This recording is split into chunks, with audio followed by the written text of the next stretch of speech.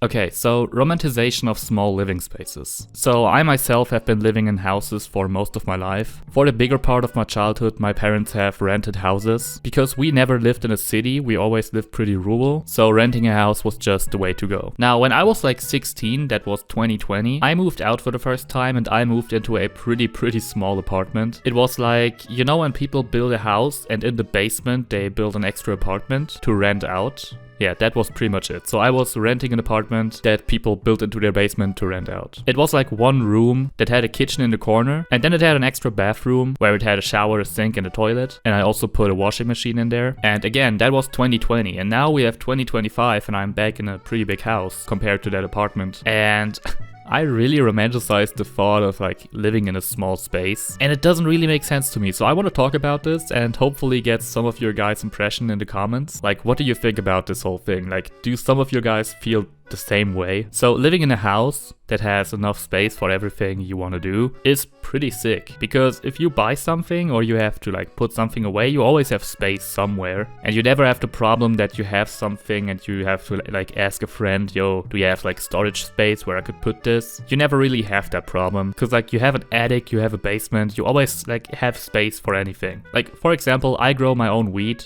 which is legal where I live, and I do that shit in the basement, and I have a whole basement room. I have like 3 basement rooms, and I have a whole basement room only dedicated to that shit, where I have like 2 tents, a table for trimming, 2 shelves only to store stuff that I need, like, you know, scissors and pots, my fertilizers and all of that stuff. And that's pretty sick, because I can have that hobby of growing weed and having all that space for it, but in my everyday life, you wouldn't even know that I do that in the basement, because I don't have to sacrifice my living space for any of this. So that's pretty cool. Now, mind you, I'm not a minimalist at all. I'm really not. I have like so much shit. So for me, it's not even about I want to live the most minimalist way possible, because that's not really fitting for me. And so it really does not make any sense to me that my brain really likes the idea of living in a small space. Now, on YouTube, I've seen these tours of like really small NYC apartments or even hotel rooms in Japan that have like a really small footprint, but then they have 3 floors.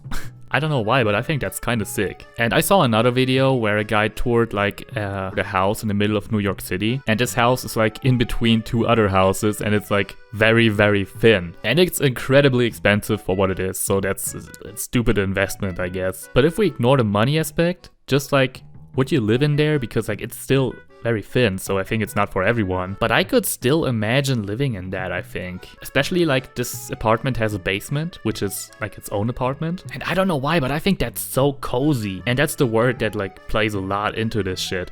Coziness. Because there's also these videos of people camping in their cars, sometimes even like in the middle of a blizzard or something. And I don't know why, but there's something calming my brain when thinking about camping in your car and like having a warm interior, but like 1 meter next to you, behind some thin ass sheet metal, there's a whole ass blizzard going on. But you're fine because you're in a car, you know, you have it warm. I don't know, but I think that's so cozy. There's also these like K-vans, which I also think fit very good into this whole thing, like camping in the car. But people also do it in like trucks with there's like covers for the beds of the truck. I don't really know what you call them, because in Europe we don't have these biggest trucks, because they're unnecessary as fuck. But yeah, people also camp in these, and I think it's dude, I just want to be there. Now, I've read something about the psychology behind this, and it was something along the lines of your brain feels safer in a smaller space, because like you have more control, you know where everything is, you have everything in sight, kind of like that. Like in a big house, depending on how big it is, but you know, in most houses, when I sit in one corner of the house with headphones on and someone would break in on the other side of the house, I would probably not even notice right away, depending on how they break in. If they break a window, I think I would hear that. But you get what I'm saying? Like, you're not as aware of your surroundings as you are with a smaller living space. And I think that also contributes to people liking smaller spaces more than larger spaces, because I don't think I'm the only one out there, but I think most people that really like small living spaces just live in small living spaces. And I'm kind of a hypocrite, because I really like it. Like, I like the thought of it, I romanticize it, but then I also really enjoy the everyday advantages that a big living space has. Anyways, I thought that was pretty interesting, so let me know your thoughts on this in the comments. Leave a like if you liked the video, subscribe to the channel if you don't want to miss the next one, and I'll see you next time.